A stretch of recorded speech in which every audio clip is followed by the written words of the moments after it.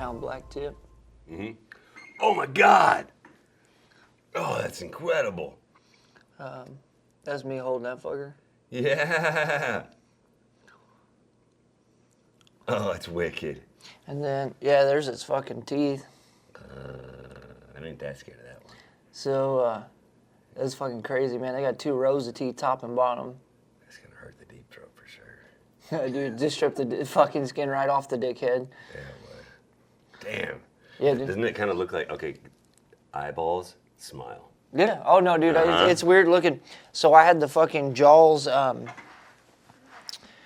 had them pretty much taken out, and this guy down there, dude, there's 3 people in the fucking United States that's got these beetles, and he's one of them. Okay. And they throw these fucking, their jaws in there with these beetles, and they eat the fucking flesh off in a day. Sweet.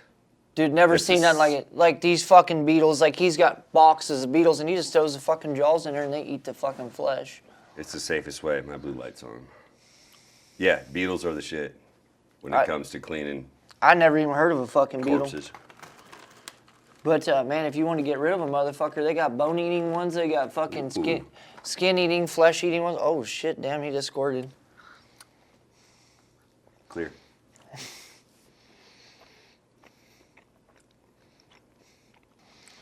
I've had a long day.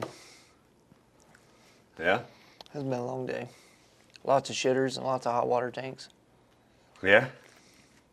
I bet you got a stomach on you. Oh, dude, I do. Yeah? Especially when I see them good dead bodies. Oh, you get to see dead bodies? Oh, yeah. We're good, yeah. Are we rolling? We're rolling. Oh, fuck, dude, you got to give me Let's start with the dead bodies. Okay. Yes. Okay, so first, last, or most impressive dead body. So, of course, I'm on the fire department. And so you get people that are older that die in their home. There's single people, you know, just an old lady living by herself or an old man. We had one in Kidder, man. Dude, this body had been dead. I bet you that dude laid in there for 3 or 4 days or better, maybe 5 days. And the heat was on like 75. Yeah, dude, he was like fucking Jell-O. Yeah, it was some shit. And then we had another one. Well, hold on. What'd you do with him? Well, they got it. So, you know, when you have a dead body, first off, the first responders come. They enter. Maybe the police or the sheriff's department's already there. They've kind of looked over the situation.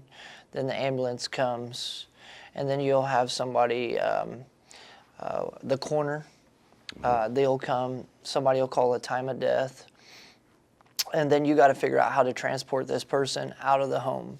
And that's on you? So everybody kind of works together. Okay. And when they're jelly like that, you got to figure out how to get them over in the body bag without dislodging them, or without them popping, or some mucus, you know. And it's the worst smell. I don't know if you've ever smelled a dead body, but the smell is something you will never forget.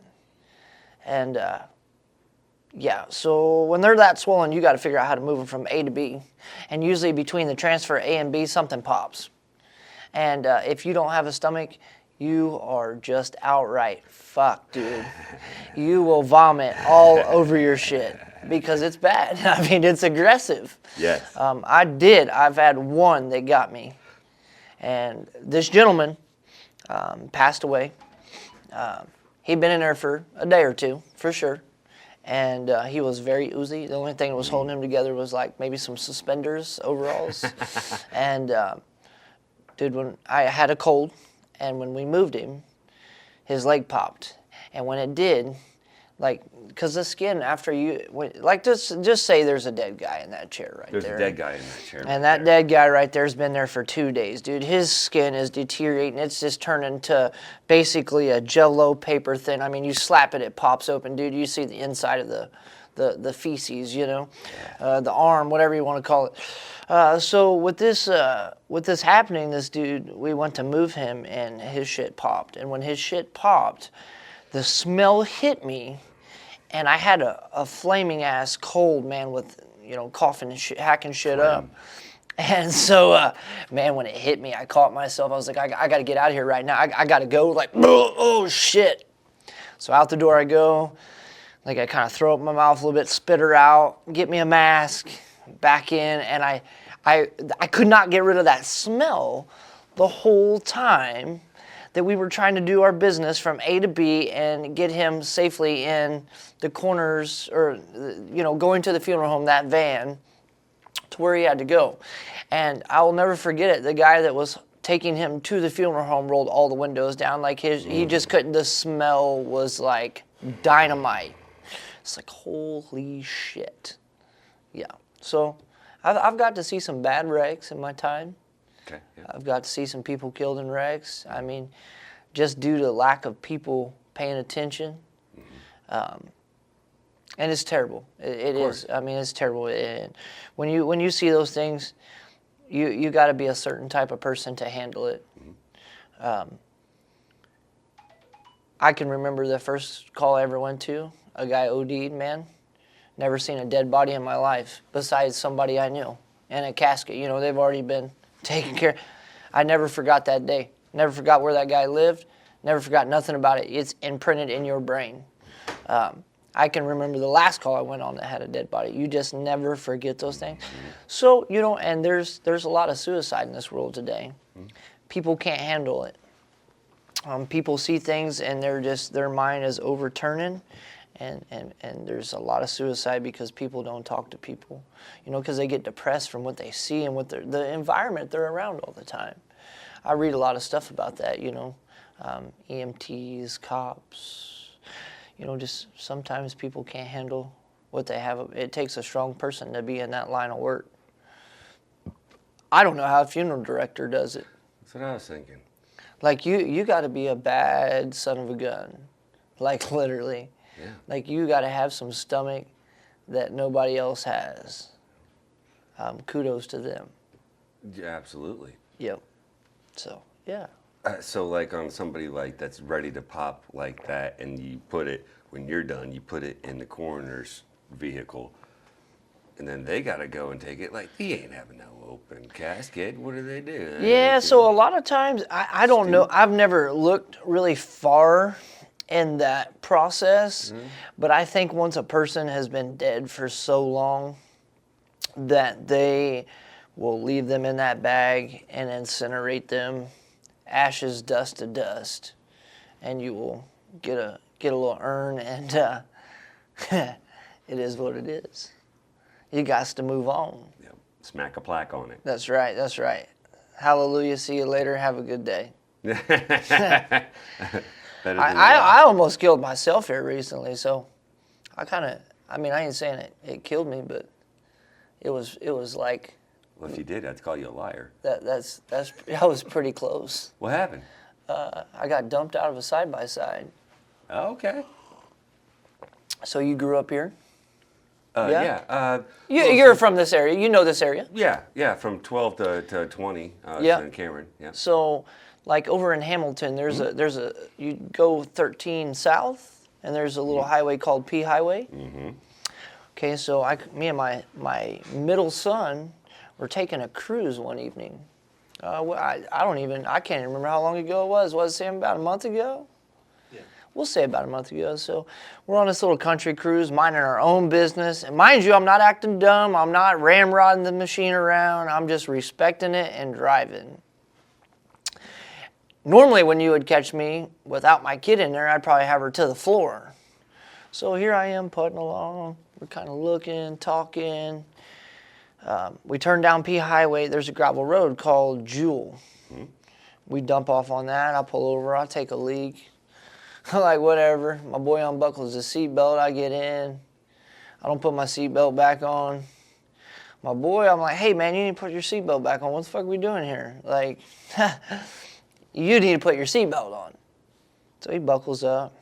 We make it a mile. I'm guessing about a mile and a half, something like that, maybe a little bit less, somewhere in that destination. I see these two deer pop out, and I'm like, okay. I get a little bit closer. All of a sudden, I see the third one, like in the grass. It's kind of tucked down. I'm like, oh shit, dude, this is about to hurt. That last oh shit moment, you know? Mm-hmm. So I look over at my boy, and instantly I'm like, hang on. And I see that doe right here. I'm like, here's the fucking deer. I'm like, I'm getting ready to plow this deer. She's coming in the window if I'm not Yeah. in the break right now. So now I'm in the break. Mm-hmm. And I could have probably floored it and maybe got out of it, but I would have still clipped the deer. Right. And then I still took a chance of the deer coming in hurting my son. Yep. And he was my number one priority at the time of what's going on. I wasn't too concerned about myself. I was more concerned about his safety. He had a seatbelt on. Thank Jesus. It worked out how it was supposed to work out in that instance. But so I see this third one, and I'm in the brake now, and I'm in the brake hard.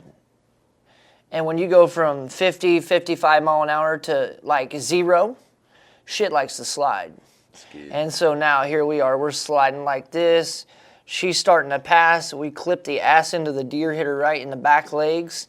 And when we do that, my front tire grabs the edge of the ditch line off the gravel. And when that front tire grabbed that dirt, it was barrel roll time. So as soon as I felt it start to tip up, I just yelled at my boy, hold on. And so in a general, they have what they call an oh shit handle right next to the passenger. I grabbed that son of a bitch in the steering wheel, but as we made that roll, it tossed me right out the front window. So what I remember is like half of my legs sticking out of that window. And I remember the first roll, and after that, I woke up and I looked up at my boy, and I was like, you all right? I couldn't really use my right arm, man. It hurt. Dude, I was in like right side pain. Left side, perfect, dude. Like never even touched. Just all right side from the roll cage just beating the shit out of me. From the hip to the shoulder. And, man, I went to unbuckle him with my right thumb. And it wasn't happening. Like, there was no pressure. Like, the pain was that exclusive. So I'm like, fuck, dude, I got to get him out of here. So I kind of, like, got up under him and got him raised up enough. And then I just hit that seatbelt. It clicked. It was perfect timing. I get him down. And, like, by this time, dude, I'm hurting so bad, I'm just like, well, like, where's my phone? I got to call 911 or I got to call somebody. Well, I had some friends that were down the road. Perfect. And in the meantime, I can't find my phone. So my phone is, like, 30 foot away from the unit, calling 911 itself because it detected a wreck. My boy looks down and he's like, Dad, you ain't got no shoes on. My shoes are, like, 60 foot behind us. They were a distance behind us, so he gets my phone. While he's getting my phone, he gives it back to me. I'm like, it's calling 911. I'm like, next thing talking to him, like, here's where I am. I've been in a side-by-side wreck. He comes back with my shoes in the process. So he puts my shoes on because I couldn't really move. Yeah. And kudos to him, you know. Like, I mean, he was helping me as much as he could. So I talked to 911. I'm like, I got to go. So I call Ray at Legacy Tow Service. And I'm like, hey, man, I've been in a wreck. I need you to bring a tow truck right now to get my unit. And he's my go-to tow service. I mean, Ray, if someone needs a tow and they call Ray, Ray's going to be there if he's got a truck in our vicinity. You know, his guys, they kind of run. He keeps a truck around all the time. But Ray's a guy you can call, and he's going to be there to tow you with a fair community price. You know, he ain't trying to stick you. To Ray. So that is the reason and we have a very deep friendship. I've known Ray since I was a little kid from the city, and you know, just all around good guy. How far did you barrel roll? You're talking 60 feet and stuff for your shoes. So I feel like we rolled at least 5 times, 4 to 5 times. But I blacked out in that session. So I woke up and looked up at my boy. I'm assuming, my boy said like 4, but I feel like we rolled 5. So from the time I got in the skid, till the time I come to a stop, it was a 60 foot.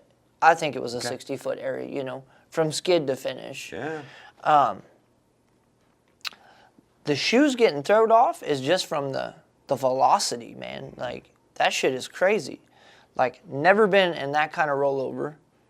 Dude, I didn't even have my wedding ring on when I stood up. My wedding ring disappeared off my finger. See ya, hallelujah, have a good day. How'd you find it? Never found it. It is somewhere on Jewel in the ditch. Huh. So I love my ring, so I had to go buy me another one because I Absolutely. felt very bare without that piece of jewelry. Absolutely. And my wife has done everything in the world possibly to make my life great. So the only thing I can do is wear my ring because I love her and I respect her. Side mission for anyone listening. On Jewel, if you find the ring, he'll give you a ride in a side-by-side. I do have another one. I can take you for a 55-mile-an-hour ride in. Yes. So, Top to 60 foot.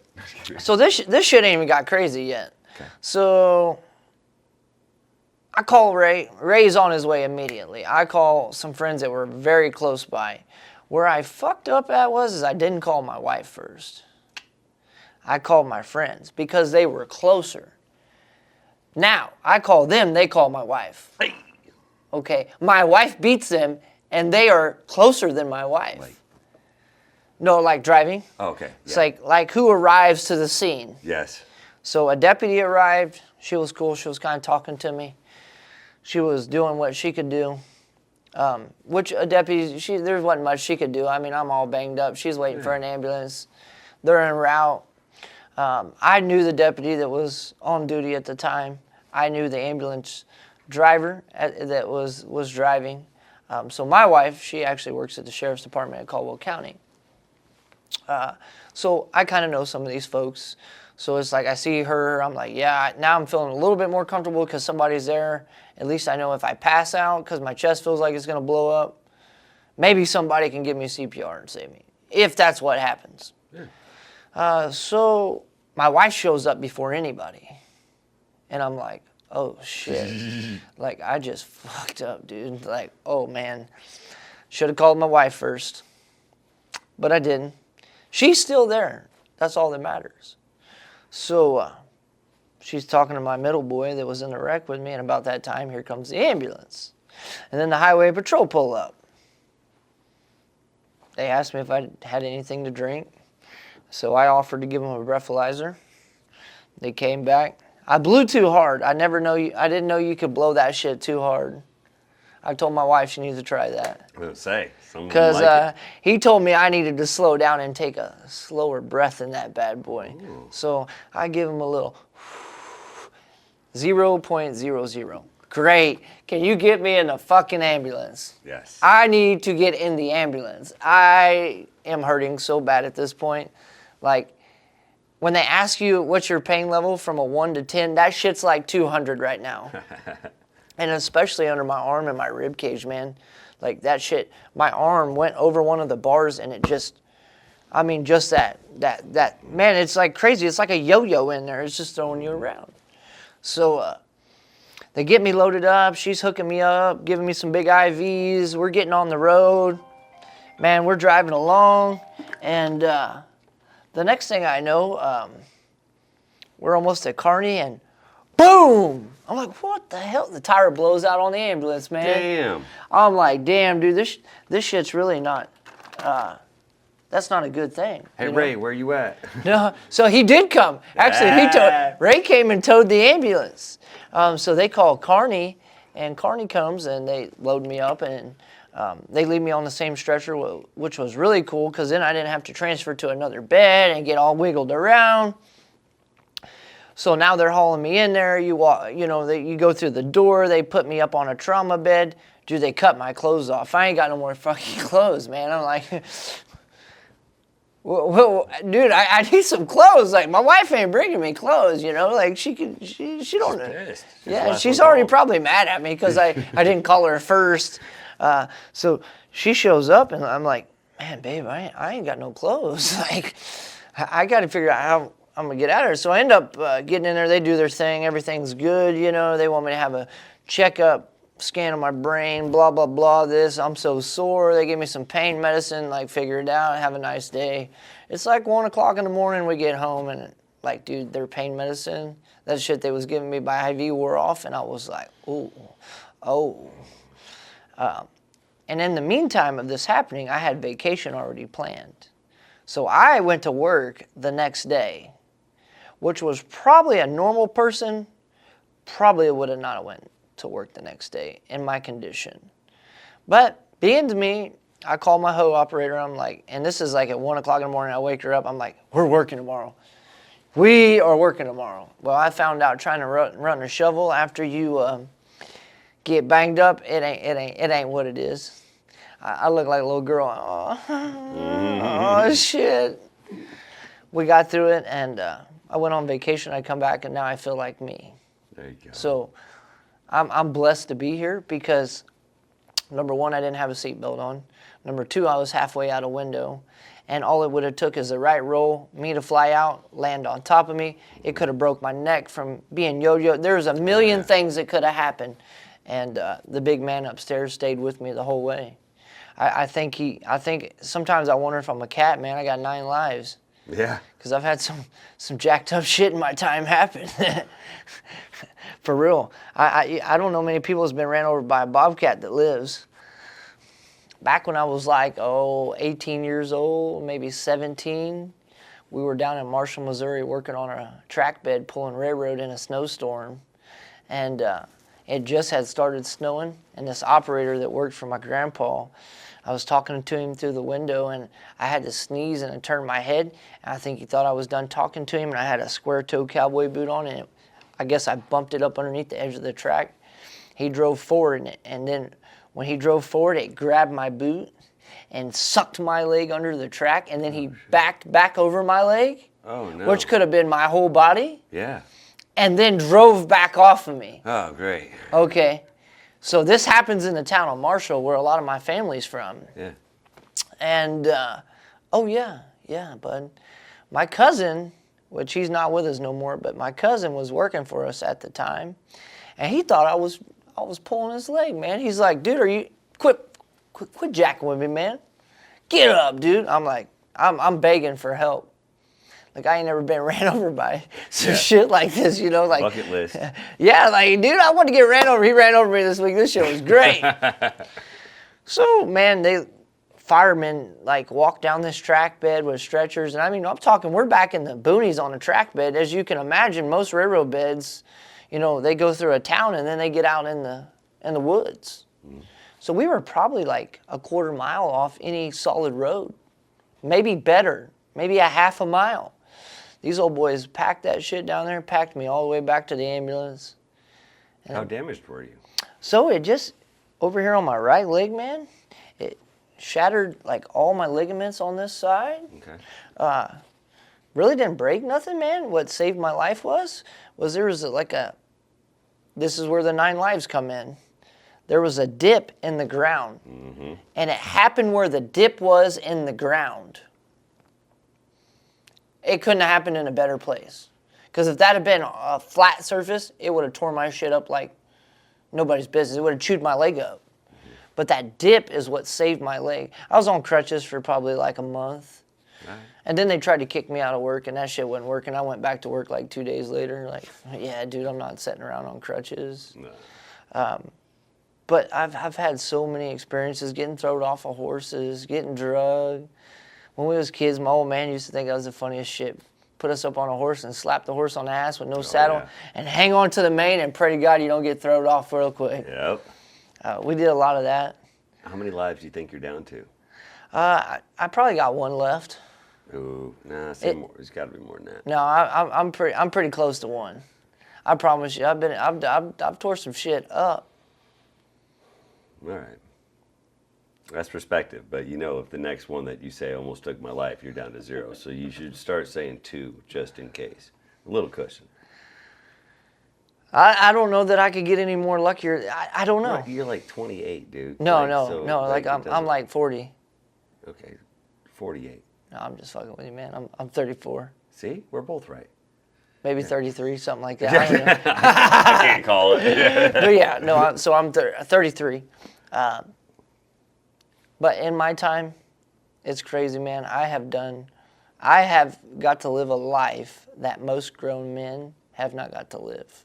I have got to do more shit than most grown men in their whole life. And my grandpa, man, he owned a business, and I got to travel the country for him, run equipment, like run work. Like I learned so much. It prepped me for this time in my life. The things I learned, I look back and I'm like, oh yeah, I remember that. Oh, I remember this. I remember that. Like, oh yeah, he ran business like this. Just, you know, you learn these things, and man, it stuck with me. But yeah, I don't know how many more chances I got.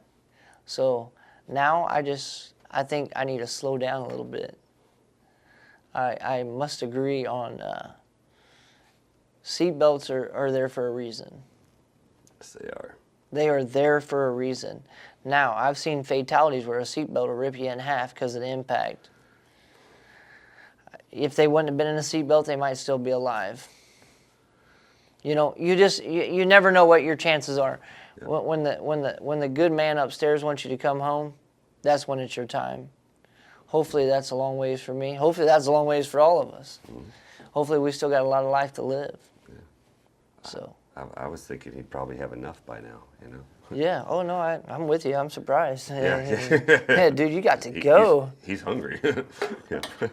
Well, I hope you don't take me for a while, man, because... You got kids. Yeah, I want to get my kids raised up, and I just can't get enough of my wife. I need like 10 more years with that. You know, like I just can't get enough of that shit. Mm-hmm. Give me 10 more years. Let me get my boys out of the house. I'll be happy. How many you got? I got 3 boys and 1 daughter. Right on. So, yeah. That's reverse. I was the one boy raised with 3 sisters. Oh shit. Yeah. Good time. Hey, you know, I wish I would have had sisters like that, man. Because they always would bring the hot girls over. They can bang on their friends. Yep. You know, I mean that's the way it works. Nice. Like, hey sis, where's your girlfriends? Yep. We need to check this out. You're right. And all my sisters were as badass as any brothers I could ask for. No shit. Oh yeah. Like Tom girl-ish. Yep. Straight walking barefooted, playing in cow shit. Oh yeah. Yeah. Yeah. Damn, man, that's awesome. It was. It's good variety. Fuck yeah. Speaking of variety. Let's get one. Let's go fishing. If money wasn't an issue, what would you be doing with your time? I'd be by an ocean. I love water, and I love the peace of a river, and I love the peace of a lake. But oceans speak to you. Oceans got more to say, you know. Everything else has got, you know, listening, more frogs. I love the sound of, you know, more life on the shore. But I'd probably have, if money was not an option, I'd have like satellites. I'd have like a boat on this coast that I could go. I love houseboats. Sleeping on water is amazing. I'd have houseboats here, yachts over here. Money's no option. I'm not gloating, but like, you know, if I'm Sims right now, yeah. Houseboats, yachts, a couple condos or something. Not even like condos, maybe just like little shacks with hammocks that got a beach that nobody knows about. And then like, you know, I just decide whatever I want to eat. Be like, man, I feel like mangoes. Like, damn, that means that I just gotta hop on my propeller hang glider and coast over to whichever coast has the mangoes. You know what I mean? Land, grab some mangoes. You know, and as long as I'm outside and in places that don't have thorns or cactus, because those are about the only thing that makes me put shoes on, you know, then I'll be happy. Yeah. What about you? I like the ocean. Mm-hmm. So I traveled the world. I never spent any time at the ocean. I always worked around oceans. But last year we went to Galveston. And we got in the water. And I looked out, and you can see so far in the ocean, man. As far as the eye can see, as far as you can see. and all I can think of is fucking marlin, mahi. You ever seen a mahi? Short term for dolphin. So they're a really colored fish. I think You got a it's big longer old. word, actually. So they call them mahis. Okay. They're a real colorful fish. 80 pounds is about the max you find. Still talking about dolphins? Yeah, We're talking about colorful dolphins? We're talking about colorful dolphins. That's their nickname is dolphin. Ah, all right. Gotcha. Well, it's already used. So they got a big stub on the top of their head. You should check it out. Look one up. Okay. So my next fish that I want to catch and have a beetle, eat the whole skeleton system. Sure. I want the whole skeleton system of it. Nice. These are badass fish. Yes. But we're talking you gotta get with the right people that can set you in the right. So like a piece of debris, like you're looking out on the ocean and you see like a piece of plastic floating, man, and it's all common shit. That's peaceful, you're just looking at it. Underneath that piece of plastic is where they like to congregate under shit like that. Just Sure. a floating piece of debris. Yeah. You could go The out and get shade. in a spool of them. It's so weird. Hey. But that's my next fish. Is one of these mahis. I'd like to go harpoon fishing. That's how I'd like to catch. That's how I'd like to fish. Not this. Right? This. So they're so deep. Okay. They're deep. Yeah. Same thing with a marlin. They're deep. Yeah. You're not spearfishing a marlin. No. Hell no. I They're, think they're, you're going. I ain't holding on man, to look that. like fucking George of the Jungle, Hang on to that bitch, dude. You're going for a ride. Yeah. But yeah, no, I'm an ocean guy now. I used to be a river rat. Sure. I used to love the river, starts. dude. I'm looking for the big flathead. I'm looking for the flathead. You ever do some noodling? I have, I've done a little. and I have pulled a few out, and I've had some wrists tore up. They're nothing but muscle. But there ain't nothing like dropping down in some area, maybe having a barrel sunk, or catching a good hole in a wall, and having somebody spot for you, and then you slide that hand in, and chomp. Yeah. I gotcha. I caught one that was pretty big, dude. About whooped me into shape. Sure. I could barely get him up out of the way. He kept trying to pull me back in the hole, and he's pretty big. He was like 62 pounds, somewhere in there. Sure. When you're fighting a fish in the water, bud, I mean it's muscle versus muscle. They got more control, especially when you're in their den. Yep. They can pull you back in that den, and if you're not, it's not like I could plant my feet. I couldn't really plant my feet because I was in some deep water on the edge of a bank, and yeah, man, I'm telling you, man, this bitch tried to pull me back in the hole, and I was like, whoa, and finally I did get my feet up where I could push, and then I got some help, Yes. But yeah, so much Body about system thing for sure. yeah, about put an ass whooping up on me. Yep. And like I said, I've done it a few times, and it was good shit. I wish it was legal here in Missouri. Oh, well, it's only illegal if. It's illegal if you get caught. But I've done this in other states. So, like Oklahoma, they compete doing that shit. It's not illegal there. That'd be neat. Yep. So I've watched guys jump in at boat docks and just go down and stick their hand in, pull them out, man, walk up. Yep. But Underneath that concrete right there. Yep, right on the boat ramp, man. Just slide down the boat ramp, find that hole, boom, hey, I got you, baby. Mm-hmm. We're gonna eat Good today. times. Oh yeah. But yeah, no, I agree with you on the ocean. I love ocean. Yeah. It's peaceful. It is. But every time I go, I got 3 Hellraisers with me. So I would like to get a trip sometime, just me and my wife, where we could kick a chair up and just sit there and hold hands and look out over the ocean, and just feel that breeze coming in. So yeah. I love old abandoned spots too, like bit of a urban explorer when it comes to like. There's so many neat, even just in the U.S., but like there's like abandoned places that you can go. That like this one time I went to. It's in Tennessee, the corner of Tennessee.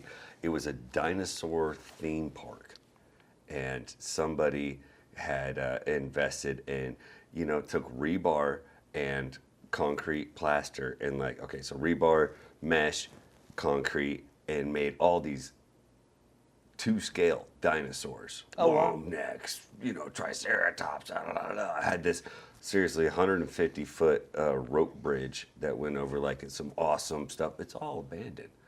You just park at the gas station up there and went through there. Like, honestly, like, I don't want to see stuff that people normally see. I want to see the stuff that hasn't been seen in a long time.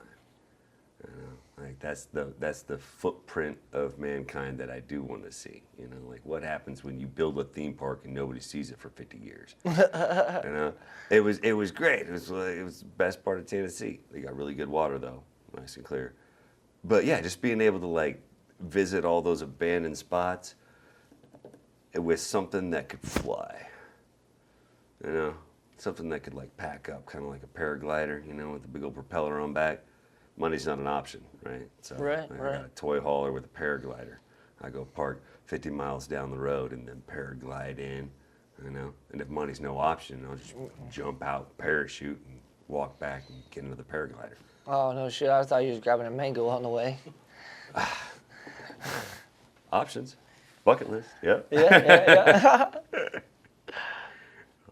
My turn, man. I'm gonna grab one of these. What do you think people need to talk about more but don't? Oh, man. What people need to talk about but don't. People need to talk about people getting fucking jobs nowadays. Like, that's what people need to talk about. People need to talk to people, however you want to put it.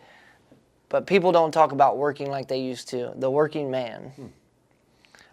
That's a thing that I see nowadays. I run a business. I know a lot of people that own businesses.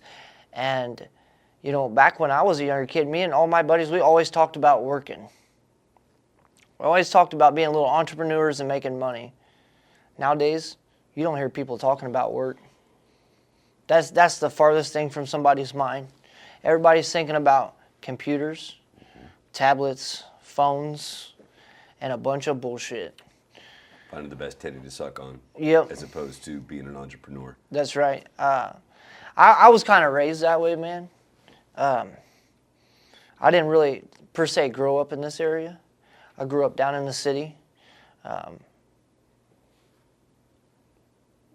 We had mowers. We'd go mow yards. That's how we made our money. And, man, when I got a taste of the dollar bill, I was like, dude, I like this. I got money. Yeah. I'm going to the skating ring. There's a whole bunch of chicks here. I got to Ben Franklin. I can buy some snacks, some drinks. I'm not driving yet. I'm still getting dropped off by my mom, but man, I'm going to pick me up a girl tonight. That's my thought, man, I got money. I can do stuff. I always loved money from a young kid standpoint. 10 years old, 8 years old, somewhere in there, man. I got a taste of money young. We always used to get money in our birthday cards. Mm-hmm. And that's what really sparked my first time I ever seen a Ben Franklin. I was like, dude, how much is that? And we were inspired by that as young kids, like, man, dude, like, get out and hustle and make that money. And as I got older, man, I just started working and working and working. I never stopped working. I didn't even like school. I wanted to quit school and go to work. That's how much I love working. Okay. And that's what I did. About maybe 17 or 18, right in that area. I was I was probably about 17 because I was still rolling on my intermediate driver's license because I got a speeding ticket with a permit, and my mom had to come bail me out of that. And so got in a little trouble in my younger years, and my grandpa thought it would be good for me to get out of Dodge and go to work. So, man, he booked me an airplane flight, and he said, hey, dude, you're out of here. You're going to work. Okay. And that's what I like doing. I like working. Yep. And still at this time, I'm 17, man, that's all I can think about is working every day, man. Right. work. End up getting my GED later in my life, and but that's the thing. Nowadays I walk around and you don't hear kids, "Hey man, can I get a job? Hey, I want to work." There's no talk about work, and nobody, just in general society, man, just out walking around, and you look around, you don't see kids out hustling nowadays. You don't hear kids talking about, "Hey man, you want to go work?" You don't hear that. And I really believe truly in my heart that work and God, man, should be in your peace of mind.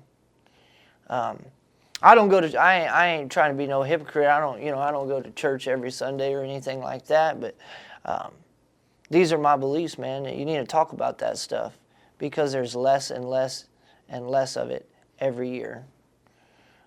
In our school systems, man, they don't push these kids when they're getting ready to get out of school.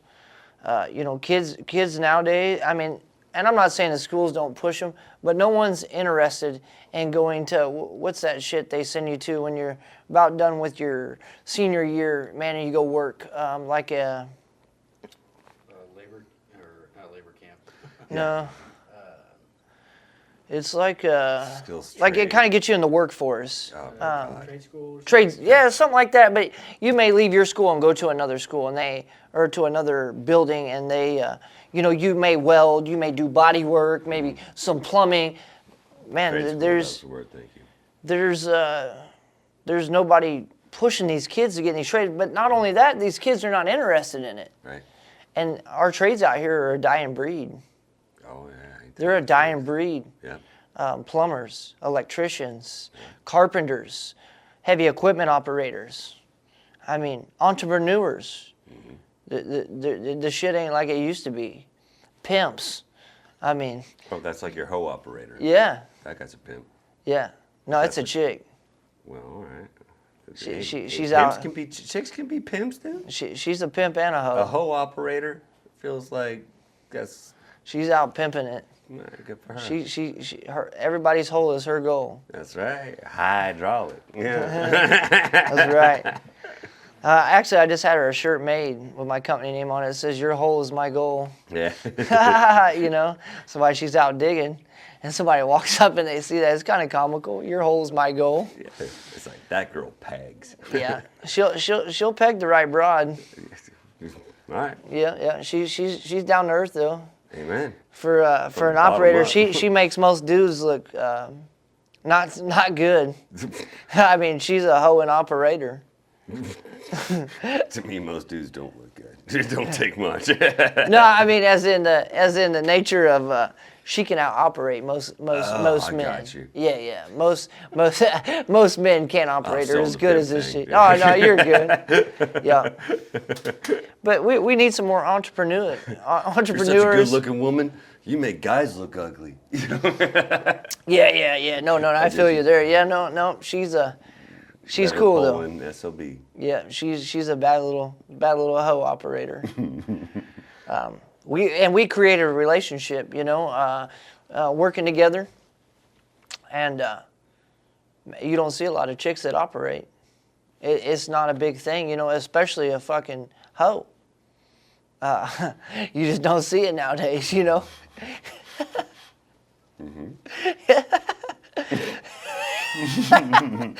trying to hold it in. You see that, Sam? Hey, man, you gotta let it out. I was waiting for it, but yeah, no, that's what I look for. Bet. I'm gonna fish in this for you. All right. You ready? I was gonna say if I thought there was one thing that people could talk more about. Yeah, go ahead. I didn't mean to cut you off. Let me throw that. good. Hey, man, let me throw that fish back in there. I'm being disrespectful. You roll. You good, Captain? You good, Captain? I was gonna say I think something that a lot of people forgot these days is not talking. Like back in the day, like there used to be just silence. There was no input. There was no stimuli, and it was listening. I think what people need to talk the most about is not talking. Like remember the stoic dads, the stoic grandpas that you knew that he was steady like a sale, but he didn't need to say it, and he was just, You could read him. yeah. Yeah, yeah. I think that's a lost art that I don't see very often. I don't know if my grandpa got quiet. I might try to burn out that room, because either you're about to get knocked upside the head. Some bad shit's about to happen if he gets quiet, you know? Yep. Especially if he gets real mouthy after he gets quiet. Some bad shit's about to go down quick. You're about to get a coffee mug, a pin through the hand. I mean, whatever you want. Yep. Dude's going to set you right. Yep.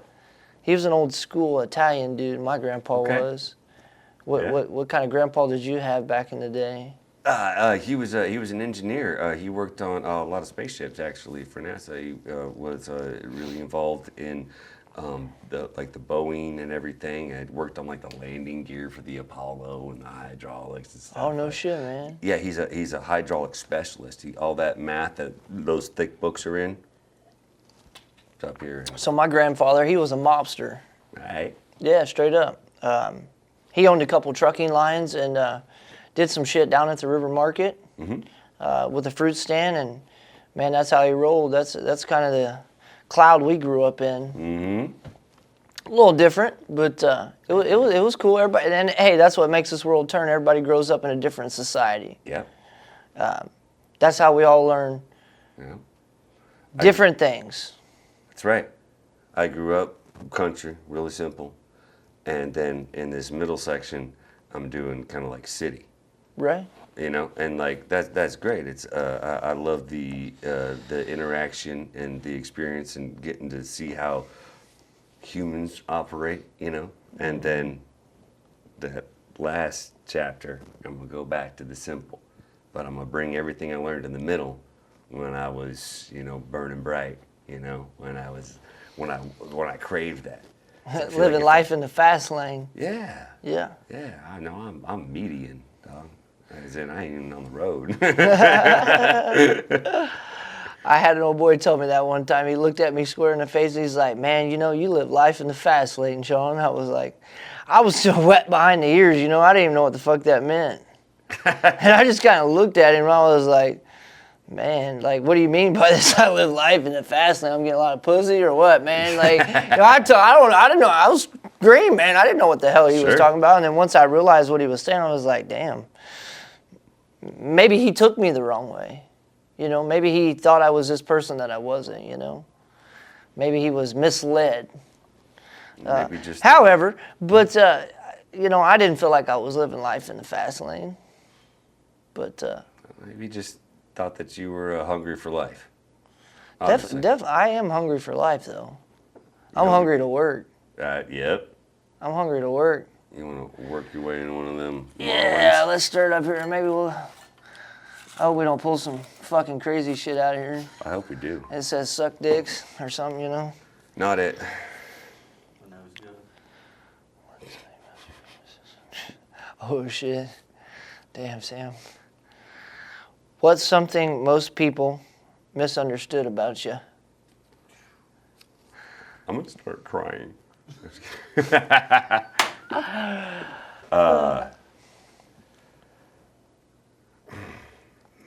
that's a good one. Most people misunderstood about me. Boy, that just hits a spot. Well, then you go, because I can't find a spot for it. Damn, I just started on this good caramel cookie here.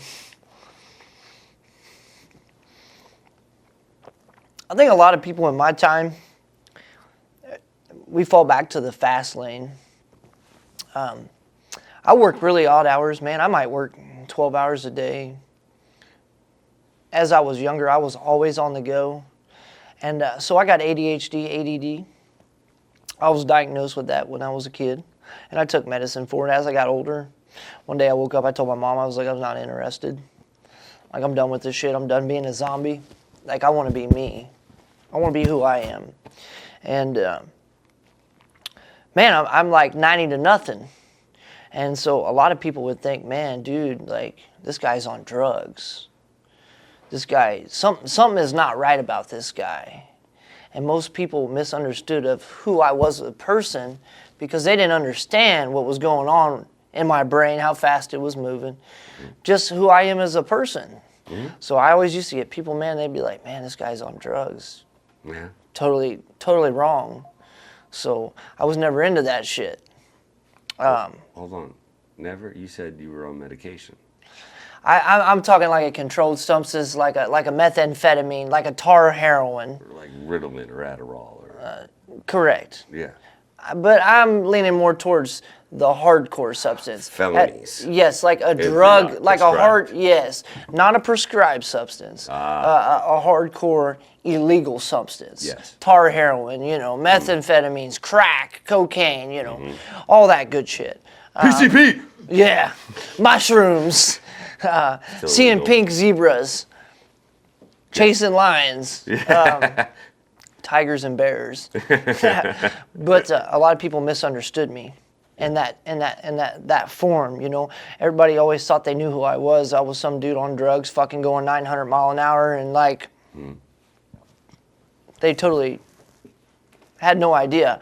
There's a lot of people that misunderstood what knowledge I had in my brain, what I was capable of doing.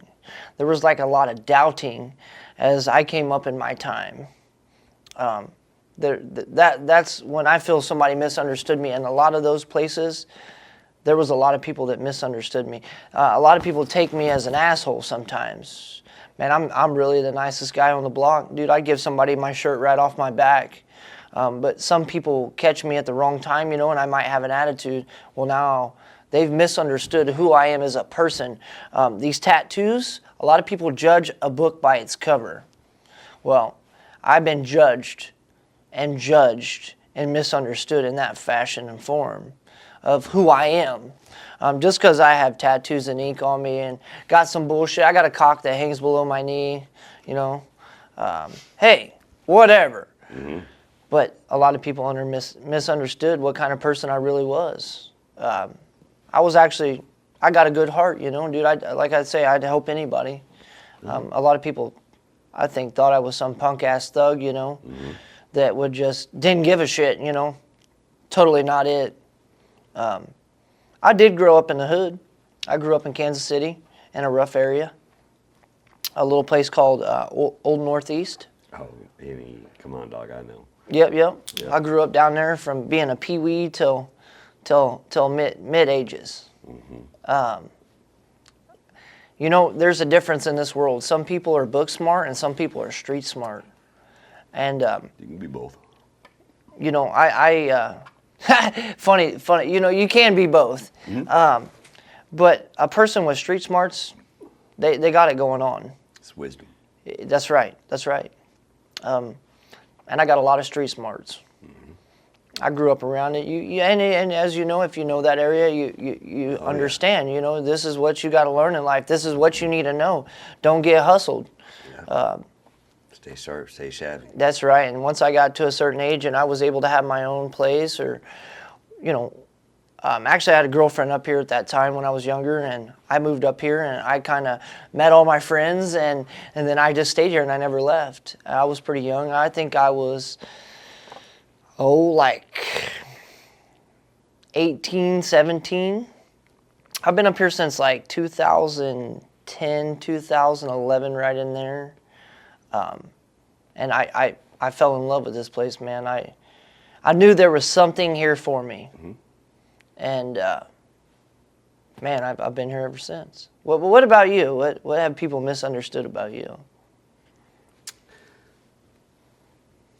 The bare feet. In all honesty, I love going to Indian-owned gas stations because when I walk in with bare feet, they smile.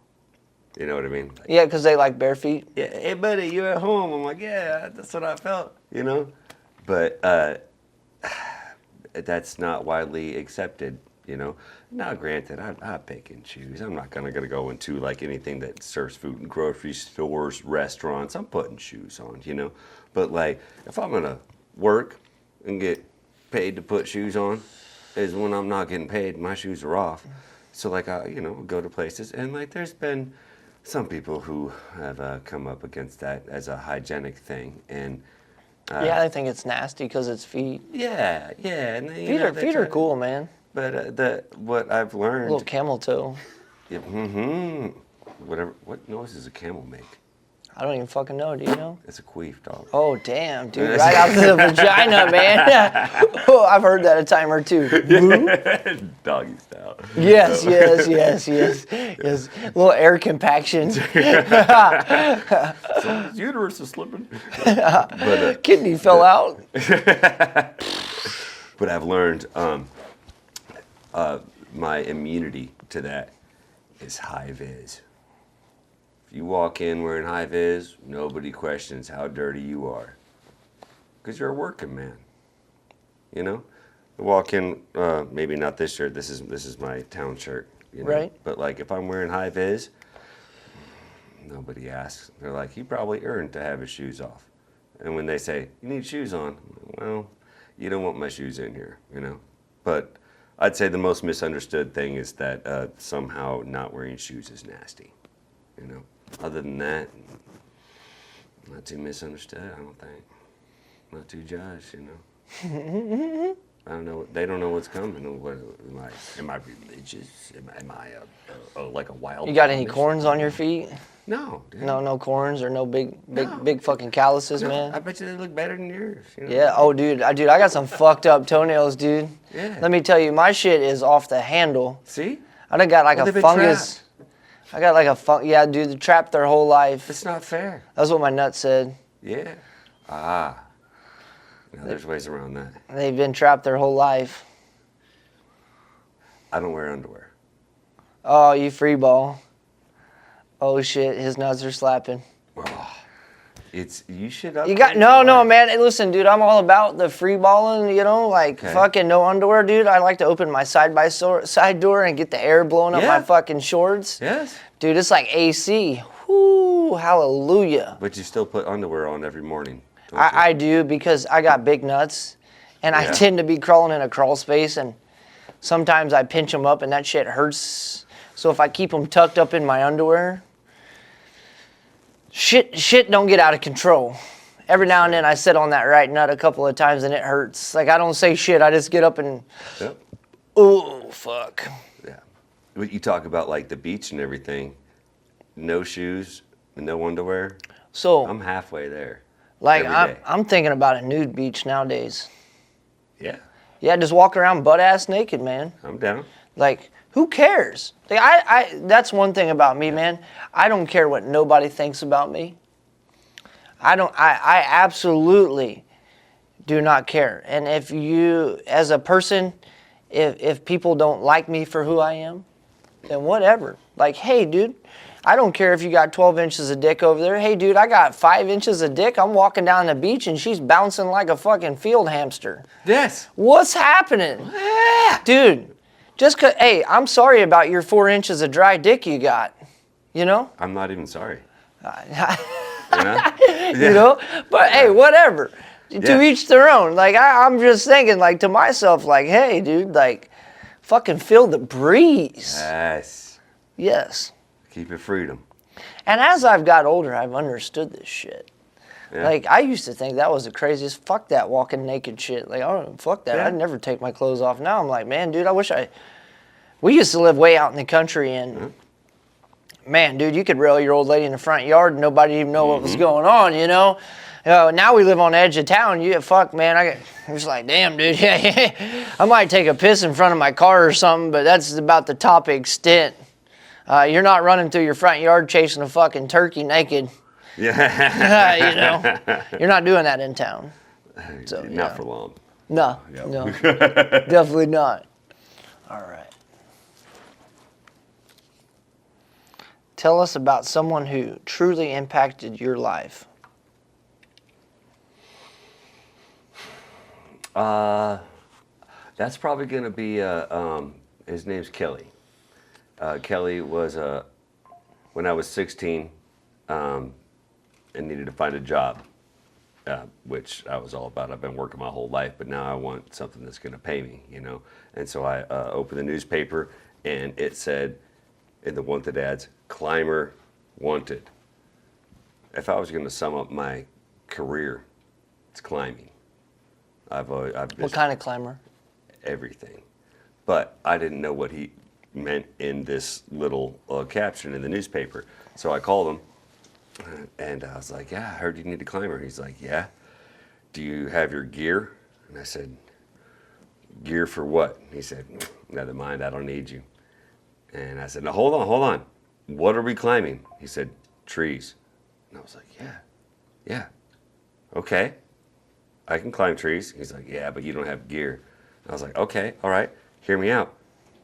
I will show up at your job and I will work for free for a day. And if I don't outwork at least most of your crew, you don't even have to pay me. And he said, nah, I don't want that. And I was like, okay. So obviously I've got a fire in my soul to climb anyway. And so I called the next tree trimmer in the yellow pages, and that was Kelly here in Cameron. And so I called him and he said, all right, well, meet me at this gas station. That was the beginning of a lifelong relationship with Kelly, who taught me tree trimming. I've been a tree climber since 16. And I started as a ground man, learned a lot of things. I always knew my way around chainsaws either way. Lots of tree trimming, climbing, and stuff like that. But that was the start to I changed billboards on 36 and on 35. I used to climb up those, and that's freelance stuff. We put a ladder up. I'm crawling on ratchet straps, and then I make a rope, and then do a belay system. You know what I mean? Oh, I know all about it. I was a climber myself. Yeah? What did you climb? So I started building cell phone towers. At a younger age. So working for my family's business, it was kind of spotty. And working for family can always be rough sometimes, as we all know. So I got into cell phone towers with a buddy of mine, Chris Reinhardt. I know And barely, but yes. him and another buddy of ours they were doing towers, and I was like, man, what's up? Well, I ended up going to work for them. I ended up going to work for a company out of St. Louis, Wireless Horizon, and went out to just out past Juanita, Kansas. Never been on a cell phone tower in my life, man. Pull up at this place. This guy's like, yeah, man, you need to climb up there. This is what we need to do. And I'm like, what the fuck, dude? I'm not no bitch. But dude, that's 450 foot. Yep. And he's like, oh yeah, that's what that harness is for. So they give you a little small training, man, on a little small tower just to see it at their office in a shop, Yeah, it's 15 foot, So, man, I get to climbing up this tower, and I kind of got up there, and it took me a minute to kind of gather myself, and I was like, man, this is all right, dude. Climbed on up there. I was real slow at it, and end up doing what they call snapping in a tower. So that's basically your trunk lines, your coax, your fiber that runs up the front face of the tower. They have these little snap-on deals. They're a little clip, and there's a tray there, and you can clip them in, and that's what holds that coax to the tower. And all the way, when you see a tower all the way from top to bottom, that some bitch is snapped in. And then they got a Chinese finger they set at the top, which sucks to that and kind of holds that in place. It's probably small. So real small. Chinese. Like 2 inches. Yeah. Some of them coax were 3 inch. There's some small fiber coax, about finger width. So anyways, I got into that shit, and man, it kind of went from there, and then I got to going all over the country, fucking stacking and building towers. I worked for a company out of Kearney called Pinpoint Communications, and I got into troubleshooting towers that went down, and there's an old school dude I worked with. His name was Byron Johnson. He was from Illinois, and old Byron, man, he took me under his wing, and man, we started troubleshooting towers, and we become good friends. And man, dude, we hit 5 towers a day, maybe 1 tower a day, just depending where we had to go. We might drive to Wichita, climb a tower. That was my climbing experience. Nice. And then I started a tree business in my younger age, and I had a partner, and I was the climber, and we cut trees down. Yeah. Actually, me and that business partner, we went on up to Iowa for a storm, and then I kind of fell out of the business, and we kind of went our own way and started another one, and then I was the main climber there on that business, and yeah, man, I was like, man, number one, it's too hard to get help, and one thing I've learned in life with business is business partners are very hard. It's hard. It's a hard situation because somebody gets pissed off or something happens and then the shit goes downhill. But I had a great time in the tree career. Oh, yeah. Well, I was in it. I mean, I enjoyed it. And to this day, I mean, I'll throw a set of gaffs on and boogie right up a tree. If we need to rope the tree down, we're going to hook it to the buggy, however you want to do it. I mean, I'm game for whatever needs to be done. Yeah. And that's a job that takes a bad son of a bitch because when you're up there gaffing on a tree and you got a lanyard around the tree and you cut the top of that tree out and that fucking arm goes back and forth, it's some freaky shit because if that arm snaps, you're done. Yeah. Just So like that. kudos to you. Oh, absolutely. Not just anybody can climb a tree and cut a fucking branch out. And the cool thing is that the time that I met Kelly, it was the same time that Kelly got into ironworking. Oh, wow. Local 10, KC. And he just started that because he was like, man, the benefits, you know what I mean? Right, all the right. beauty of it. Oh, hell yeah, union benefits. Yeah. And so for 6 years, I worked with Kelly on and off, mostly on, you know what I mean? Had my little stints and stuff. But then when I got out and was stable, he was like, hey, you want to join the ironworkers? And I was like, yeah, I do. Oh, shit. And so I've been a local 10 ironworker for, You know Cody Henderson? I know that name. Yeah, he's an iron worker. Yeah. He's out of Hamilton. Oh, okay. Yeah, I just worked with him just a Crazy minute ago. Cody, man. Oh, I love Cody. Yeah. Loud, fucking obnoxious. Yeah. Yeah. Yeah. Don't give a fuck. Yeah. Welcome to ironworking. Yeah. Yep, That's you Cody. got to. Yeah. Yep. Yeah, and so I've been doing that for a minute, and like that's fun, man. I got to do a lot of fun stuff. But like, if you had to sum up my career, it would be like climbing. You know, like everywhere I've gone, the part I've shined in is just climbing stuff. You know, just having the ability to get there and the knowledge to know what to do when you do get there. Did you ever work out in like Gardner, Kansas at a kitty litter place? Stacking steel, red iron? No? No, you lost me at the kitty litter. I would have remembered that. Yeah. I know the location, but no. You just look like one of the guys was running workout there. No, that ain't me. No. I don't run work. I don't want that responsibility. No. Nah, man. I show up right at the hair of the chin. You know what I mean? Get your shit done and go home. Yeah. Get that 8 or 10. Yep. Maybe 8 and skate. Hey, if we're lucky. Yeah. Yep. I was in the union myself. Ah. I was in heavy highway, 663.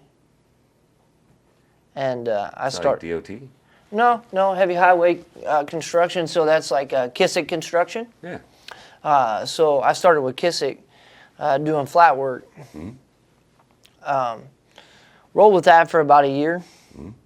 And met some people, you know, and that were union guys, and some guys were pipe layers and whatnot. And when I was a little bit younger, I was always scared to jump ship. All my buddies would jump ship, man. I was like, man, dude, I don't know nobody. You know, like once you're working somewhere, you kind of make home to what you try to make it adapt to the situation. Yeah. And I just wasn't feeling the concrete no more, man. Fuck. Fuck to come along And then you got finishers, and I mean, dude, I'm tired of cleaning fucking finishers shit. I'm tired of fucking running come-alongs. That just drove me nuts after a while, man. I was like, fuck this. This is what I do every morning. I run a fucking come-along. Okay, whatever. I go over here and clean this guy's trowel, maybe clean the float, the bull float. I'm fucking setting forms up, fucking shooting grade, whatever. Fuck this, man. I'm done with this. So I got into pipe laying and become a union pipe layer. Nice. Laying fucking water lines, sewer. Yeah. And I really I adapted to the water line, man. Like, I don't know what it was, man. I laid some water and, dude, I just fucking loved it. And I loved when you would do these main breaks and the fucking water's up to your knees, dude, and you're cutting that fucking pipe and you're trying to sleeve that shit in and you're trying to be the hero to get these people's water back on. I just love that. I always loved the hero role. Sure. I don't know. It just turns me on, dude. Like, Hey, fucking man. I ain't never really got to run in a house and it was on fire and pull somebody out of it. But, yeah. like just that hero moment. Like we were sitting in IHOP.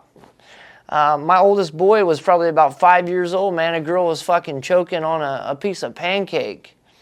And I had been through my first responder course. That was like 10 years ago. I noticed it. I seen it. I just got up. We were in the middle of eating. Walked over, grabbed this girl. And I knew that she was choking so bad, I didn't think the Heimlich maneuver would do anything. So I flipped her up by her feet and I smacked her on the back about 3 times, and I mean, it came out. Nice. And, that was a hero moment right there, man. I saved somebody's life and I felt good about myself. I always wanted to be a firefighter, man. I should have went to school for it. I love the hero shit. I love that crazy shit. What's the craziest thing you've ever done for a human? For a human. That's one I don't even know how to answer that. I mean, Okay, I'll start. Go ahead.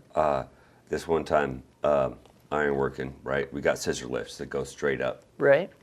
And it's a 19-foot lift on a concrete floor, 3 stories up, doesn't matter. But the dude's going up about 12 feet. And it's an old guy. And I think he was probably he used to do a Navy boxing. He's not. All there in the head, quite. Yeah. Just a little off. A little off. Crazier than a pet raccoon. He doesn't have much self-preservation.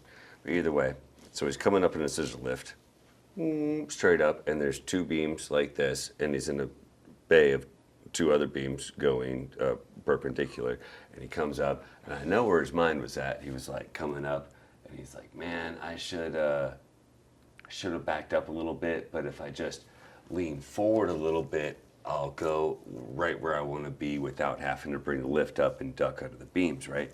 But coming up in the scissor lift, and they got the joystick box right here, and he had the joystick forward, holding the trigger, which is up. Correct. And he's holding it, and he goes up, and he's looking where he's supposed to go, but his elbow is vertical, and so when he came up, it caught a beam, and his hand is still gripped on the joystick, but the hydraulics of the lift pushed up enough, and it snapped, and he gave himself a second elbow, and right here it broke both of his bones in his forearm, snapped him over, right? So bam, that snaps over. But like now he doesn't have control of his hands because it's all locked together. So the lift comes up all the way. So the lift comes up and it smashes his arm right here up against the beam. But his arm, where mine is right now, was right here, still attached to the joystick. And right here in the middle of his forearm is where the bones broke. And they're poking, not through the skin. It's a compound fracture. Not through the skin, but when like you pull skin enough that it gets white? Yeah. So His shit was stretching. broken both, and like this elbow is like over by his own face, you know what I mean? Snapped over, and the lift has got it trapped, and he's actually like still kind of pushing up on the high. And that's what I wondered. Is it still coming up, at this time? Yes and no. It got up all the way, and I think at that point he kind of let off, but it trapped it in that position with his hand on the joystick still pushed up. And so, like, you know, I run over, and there's some other ironworkers figuring out how to do the emergency release, because you can't just quickly release it to drop it because the joystick's in motion. So it's like you got to do some override stuff. Right. Yeah, so they're overriding it, and I see him up there, and I'm like, man, I'm going to go join him. So I climb up the side of the lift, and I get in the basket with him, and he's got his head down, and he's like breathing like roadkill, you know. That dude's like 50 years old, and I see his hand on the joystick, and they're not quite figuring it out. So I said, Joe, this is gonna hurt you a lot more than it hurts me. And so I took his thumb, he's got the joystick, you know, on the scissor lift. I took his thumb, and I pulled it around the joystick. I grabbed his wrist, and granted, he's got a second elbow right now, and I pulled it out and down. And like, you've probably never sat on a sandwich-sized bag of wet Doritos, but that's what his bones sounded like. And I pulled his arm out, and then I let it go, and I set it where it was, and I said, okay, you can do the regular, but now they're halfway involved on the emergency release. So now we're just both up there, and I'm like, man, did I not need to do that? But also, eventually, they get it, they bring it down. And this is where Joe, he's a bad son of a bitch. He stands up once we finally get the lift down. He goes, I think I'm probably done for the day. Yeah, you see, that's that Navy boxer, you know, like, it's just an arm, I've got two, kind of thing. Well, set the bone, take him to the hospital, and turns out on my bucket list that I made like years ago was set a bone. I was really hoping it wouldn't be mine, but it turns out we actually were building a hospital, so all we had to do was go across the street. The doctor said that the bone was set exactly where it needed to be. Pure luck. I had no clue what I was doing. I just figured it would just pull out and just set back in. Apparently it did. But he had enough trauma with the break that they had to do surgery. Regardless, get him down, arm is good, get him to the hospital. And I was like, man, that's crazy. I was like, but, you know, like, I'm good for it. Like, that wouldn't mess me up. But then there was a safety lady that went, because, you know, we blamed it on the lift. We always do, you know what I mean? And so she went to go take the control box from the lift to, you know, get it inspected, insurance reasons and whatnot. I didn't know this, but as I'm walking back, I look at her, and she's carrying the control box, but my mind saw that she was carrying his arm, like straight up. Like, I think I got like a taste of like what like war veterans have, you know, and like when you see like fan blades and you're like, helicopters. Because like when I looked over, I was like, oh crap, she's got his arm. I need to go give that back to him. It's just, you know, the adrenaline's still working, your mind is still working, you know. But like, I don't know, like I feel like I did him right, you know. Like, that was one of those firefighter moments, you know, where it's like, I ain't no hero, but turns out. I mean, you are a hero. You fucking saved this guy's life, dude. I mean, no. I mean, dude, that lift. If his arm would have stayed jammed on there, it could have cut his arm off. He could have bled to death. I mean, there's a million things that could have happened. Maybe. If you wouldn't have went up there, who was going to go up there? Yeah, I don't know. I mean, so you that's a hero moment right there, dude. You fucking jumped into action when there was nobody else brave enough to go into action. You climbed the scissor lift, and you just fucking took this guy's broken arm off a joystick that was still pushing up, and you brought this guy to the ground and got his ass over to the hospital. And the same time, you're setting his fucking arm, and I mean, it could have killed him, dude. It really could have. It could have cut his arm off.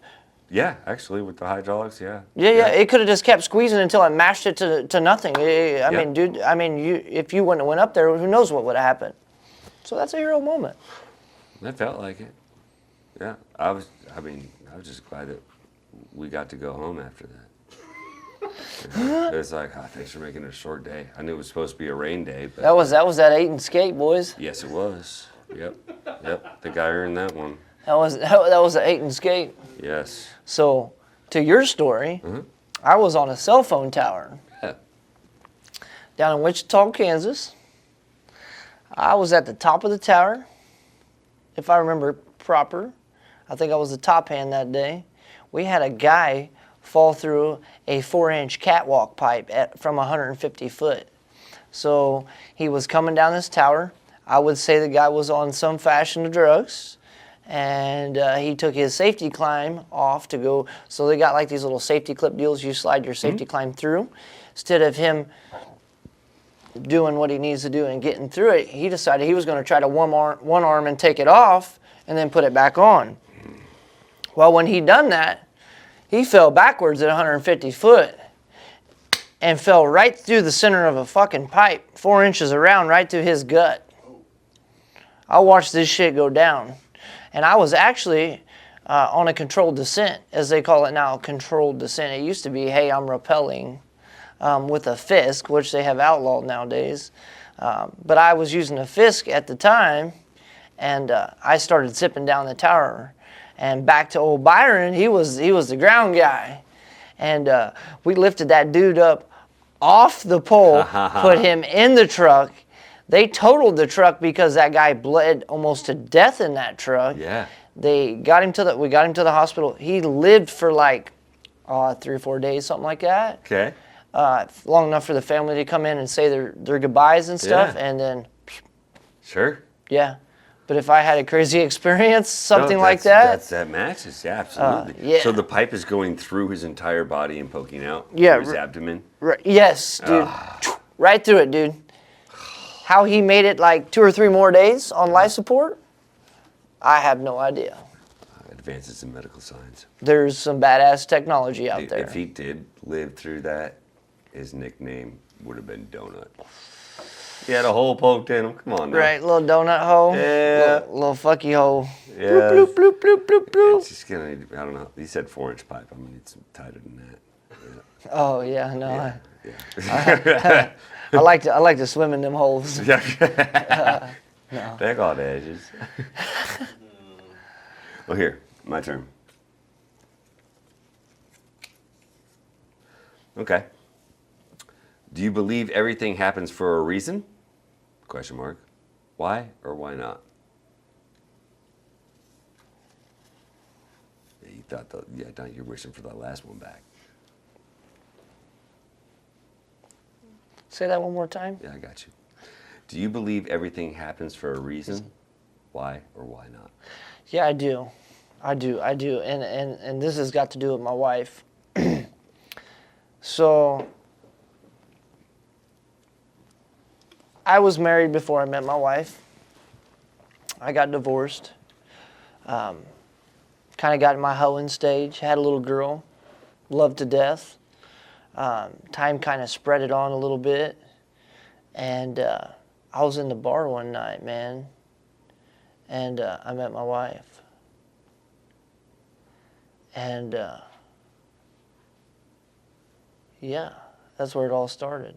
Okay. Does that constitute I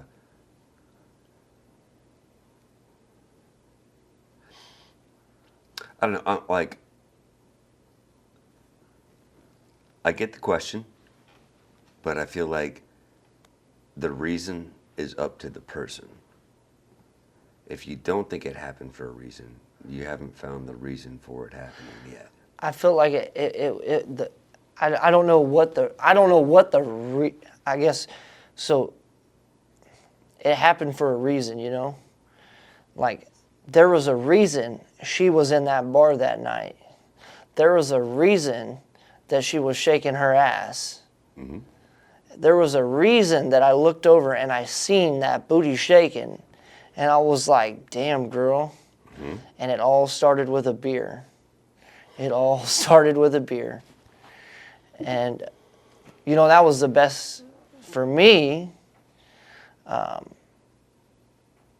From the last question that we had, tell us about someone who impacted your life. Mm-hmm.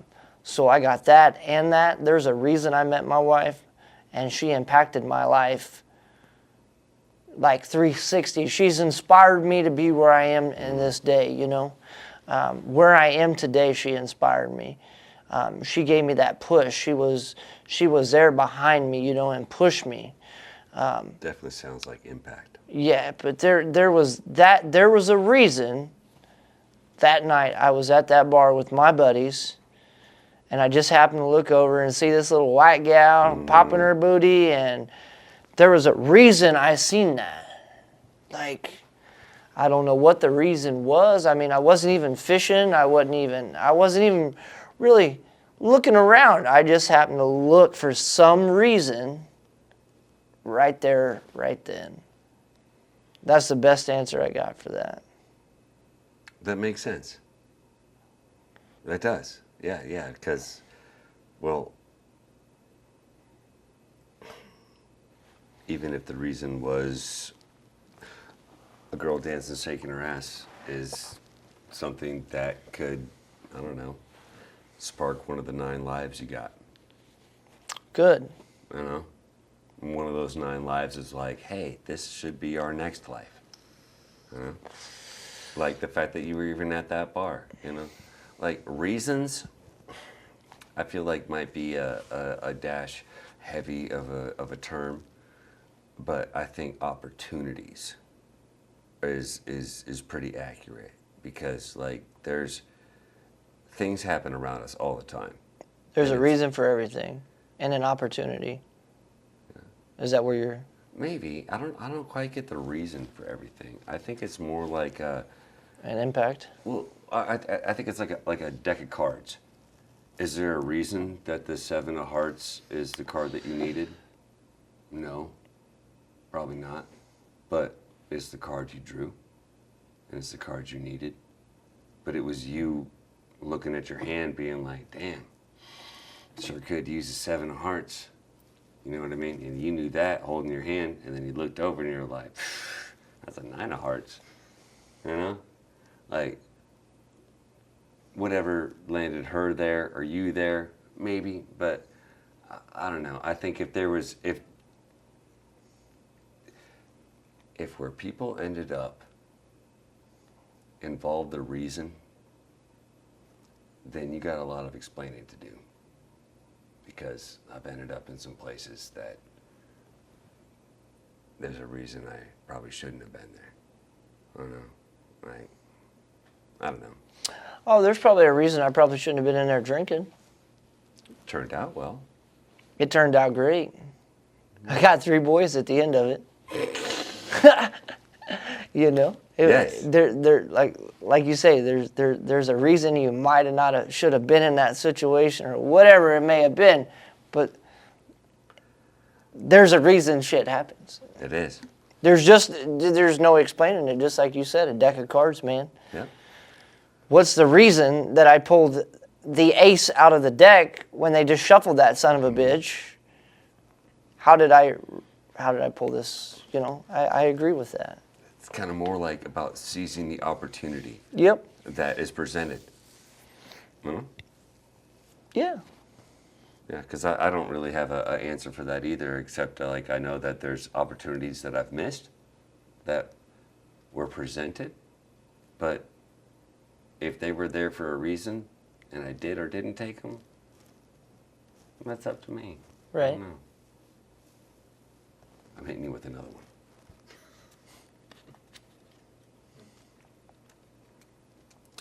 What is your mother's middle name? Lynn. Damn it. But did you see how he picked that up? And how he's holding that? Oh, yeah. But like you're getting ready to roll her up, bud. I'm going to break off one of these ears and crush it up. Okay. All right. What is a moment that changed the course of your life? Oh. I'd have to say when I met my wife, dude, it changed my whole life. I mean, I would have to say, because that's when I kicked back. Even when I had my daughter, man, I was still hammering down, working out, doing whatever I do, chasing chicks, whatever, you know, blah, blah, blah. Relationships ain't working out. But, yeah, it would have to be my wife. What's your... Oh, my question is, what's the first thing you said to her? The first time I met her? Dance floor, white girl, booty. No, I wouldn't. I didn't even ask her to dance, man. I'm pretty sure the first thing I said to her was, "How are you doing?" And she avoided me. Straight up. She straight up avoided me. So I come back the next night, and she was there again. Oh. So I approached it again. Yes. And actually, the bartender running the bar, I had a conversation with her because they were good friends. And I'm like, yo, she's ignoring me. What's up, dude? Like, I know I'm ugly, but I know I ain't that motherfucking ugly. Like, come on now. And the second thing I said to her is like, you want to go on a date? And she still kind of ignored me a little bit. Like, what the fuck? Too good for me, huh? Okay. And it worked out. Okay. It's a bit of a gap in the story there, but I get it. It worked. Oh, what'd you do? You freaking drug her? I mean, what do you mean it worked out? It just worked out. I took her out on a date to Texas Roadhouse. She just so happened to like that shit. I got to licking my fingers and we had a kid. Yeah. You know, straight up. Yeah, check. Yeah. I got another one for you.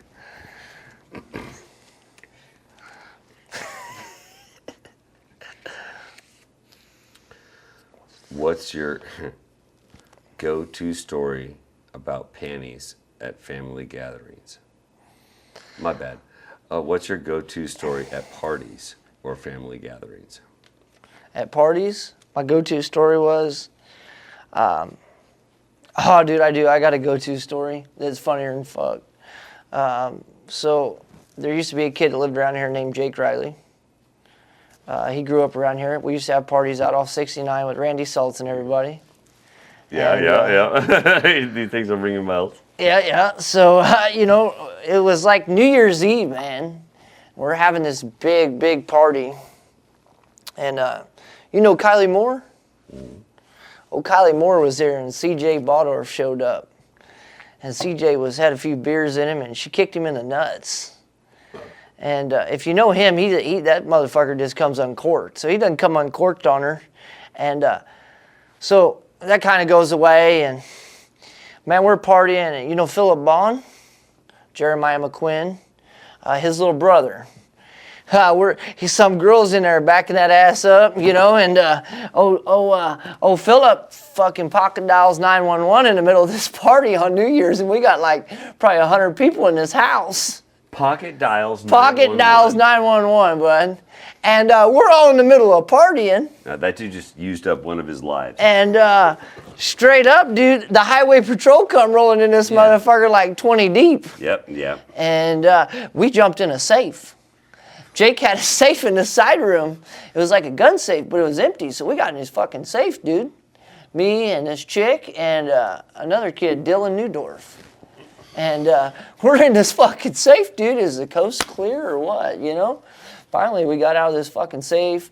A couple guys jumped off the roof, ran through a fence. Fucking Mark Bryant wiped himself out, and Scott Slinger with a fucking barbed wire fence. You know, it's like... That was always my go-to story when I went to a fucking party. Hey, you remember when them fucks jumped off the porch? You know, but we never let Philip live down the fucking pocket dialing the 911. Yeah, there's party foul, and then there's that.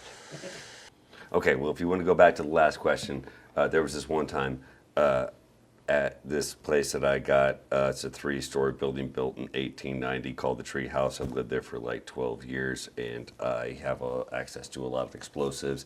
And there was this time that I put a citronella candle, you know, the metal ones with the 3 wicks on it. And I just came home from work, and I put a quarter stick of dynamite on it, and there's like 6 people on the deck. And like, I probably shouldn't have. I know that.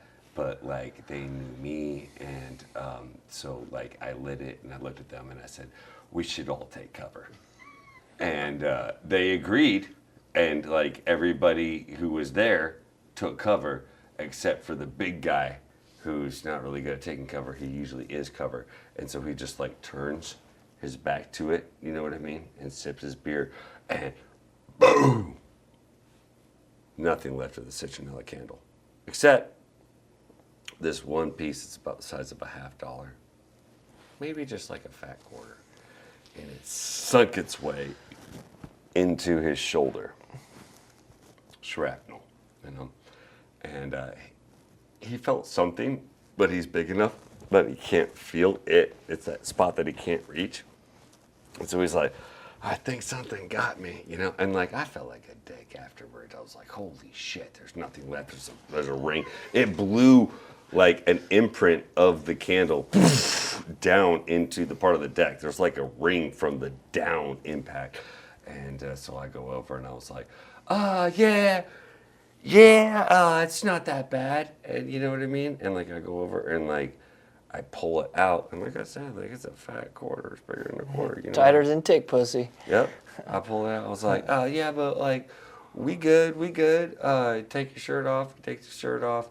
And I was like, we need to just clean it out a little bit, you know. So of course we put a little bit of beer in there because it just rinses and it's alcoholic, so it's got to be cleansing. And so we did, and like, I ain't no firefighter, but like I've patched a lot of humans up, and so I was like, I got this, and like I patched him up properly. Oh, everything was good. Nice gauze on there and everything. He was kosher. Until his brother came home, and his brother, who wasn't even there for the explosion, somehow thought that there was a piece of shrapnel still stuck in him. And so he undid my bandage and started digging around in there. And that was uncalled for. Definitely, because then he really started bleeding, and he made the guy panic because the guy can't even see it or touch it, you know. There was nothing stuck in there. But it was the second closest time I ever came to getting to stitch that guy up. I stitched a horse up. That's what's up. Motherfucker ran through a fence, shoved a pipe to its chest. Took a little cat snap, sewed it up, left a little drain hole, and the motherfucker healed up and died 3 days later. So yeah, Yeah, that's probably not going to look good on your HEPA. probably not. But hey, at least you stitched it. That's right. That motherfucker, I got him to live a few extra days. Yeah. Probably didn't clean it like I was supposed to. That's pretty much the same record as the guy who went on the pipe.